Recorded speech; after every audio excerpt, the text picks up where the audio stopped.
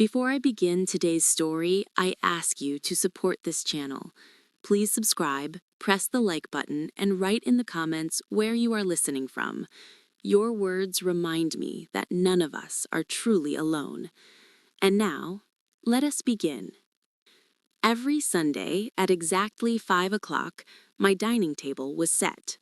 Not because anyone demanded it, not because I expected gratitude, but because ritual, when everything else is taken from you, becomes survival. The table was old walnut, scarred with decades of family life. One long crack ran along the surface.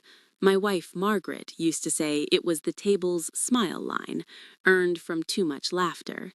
She'd run her fingers over it while setting plates, humming tunelessly, always just a bit off key. Margaret had been gone 7 years, but the table remained, and every Sunday I honored it. I laid out 3 plates, always 3, one for me, one for Daniel, one for Ruth, my children. Daniel was 42, loud laugh, quick temper, always checking his phone, the kind of man who believed confidence could replace preparation.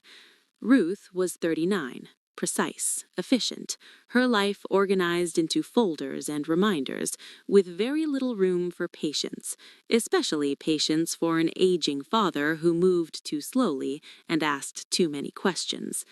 They called it tradition. I called it hope. Hope that if I kept the table ready, they would keep coming. Hope that if I stayed useful, I would stay loved. I lived frugally, painfully so by their standards. My coat was patched at the elbows.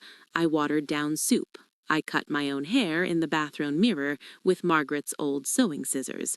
My pension was modest, but there was more. Money Margaret and I had saved, brick by brick, sacrifice by sacrifice.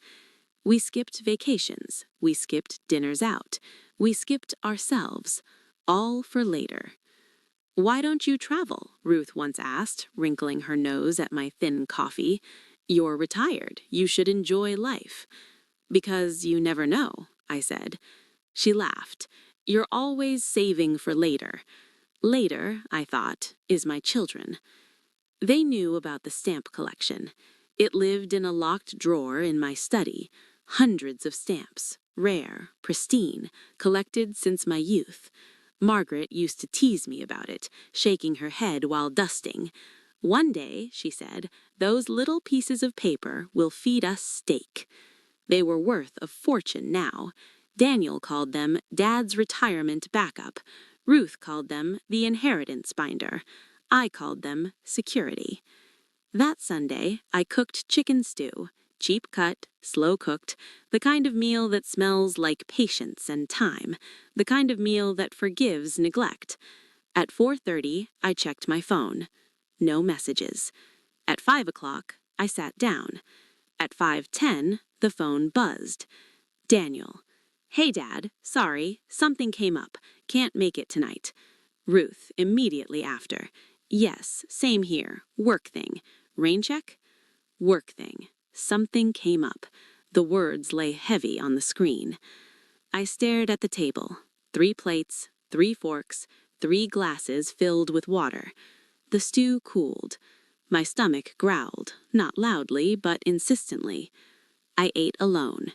Each bite tasted the same. Obligation. The silence was louder than hunger. That night, I learned something. Hunger isn't always about food. Sometimes it's about being unnecessary.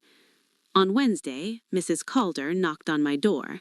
She smelled of hairspray and gossip, like all news that travels too fast. "Oh, I meant to tell you," she chirped. "Your children throw wonderful parties." "Parties?" I frowned. "Yes, Saturday night. Caterers, music, valet parking. Ruth's apartment, I think. Quite extravagant." My heart skipped. Not fast, but uneven, like an old engine misfiring. "That's nice," I said carefully. "Oh, it was very nice," she nodded. "Someone mentioned a champagne fountain." She left, smiling. I closed the door and leaned against it. Saturday night. The same weekend they canceled dinner. That night, I opened my bank statement. Large withdrawal, joint access account, my savings, Margaret's savings, the stake money. I didn't cry. Shock is very polite. It removes emotion so your body can function. I went to my study, unlocked the drawer, pulled out the stamp album, ran my fingers across the pages. I remembered where I got the first one, 1949, a small shop in Boston. I was 20. Margaret laughed at how proud I was. I didn't buy a stamp, I said then. I bought a future. I picked up the phone. The dealer came Friday morning.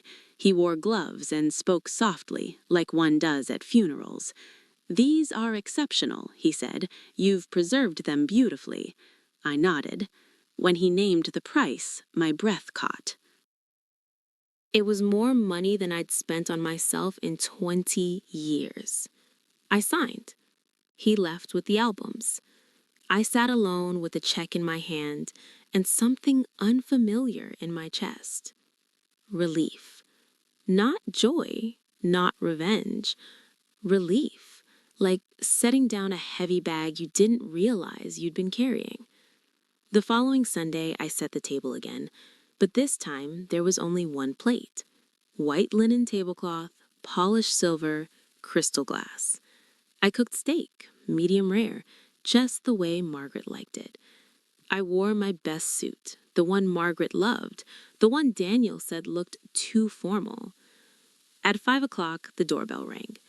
Daniel's voice boomed through the hallway. "Smells good, Dad." Ruth followed, phone in hand. We were starving. They stopped when they saw the table. One plate. "What's this?" Daniel asked, laughing awkwardly. "I thought we were eating together." Ruth frowned. "We are," I said calmly. "You can watch." They blinked. Confusion is a fragile thing. It cracks easily. I gestured to the envelope on the table. Ruth opened it. Her face drained of color. Daniel leaned over her shoulder. The house had been sold, finalized, legal, done. "What is this?" Daniel shouted. "You can't do this." "I already did," I said, cutting my steak. Ruth's hands shook. "This house was supposed to be our future," I finished. Silence fell like dust after demolition. "I lived frugally, so you could live freely. I ate soup so you could drink champagne. I waited alone so you could arrive late." I swallowed. "But you didn't just forget me," I said softly. "You used me."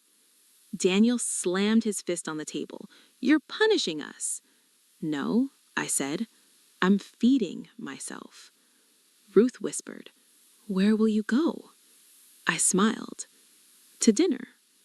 They left without eating. I stayed. The house echoed, but it wasn't empty. It was peaceful. Margaret would have liked that. But this was not the end, because when entitlement is challenged, it does not disappear quietly. The calls began the next morning. Daniel shouted. Ruth cried. Then they threatened. Lawyers, courts, claims of incompetence. So I prepared. I met with my attorney, updated my will, closed shared accounts, changed locks. Every signature felt like reclaiming another inch of my spine. On the third Sunday, they came unannounced. I didn't open the door. I spoke through it. "I raised you to stand on your own. Now I will stand alone." Silence followed, then footsteps retreating. That night, I ate slowly. No rush, no guilt. A month later, I moved. A small apartment near a park. Sunlight in the mornings, a cafe downstairs where the owner learned my name. On Sundays, I still set the table. One plate. Sometimes I invite Mrs. Calder, sometimes I eat alone. And sometimes, just sometimes, I talk to Margaret. I tell her, I finally learned, love shouldn't require starvation. Dear listeners, this story is not about revenge. It is about boundaries. It is about dignity. And it is about remembering that parents are not storage units for someone else's future. Tell me, where do you draw the line?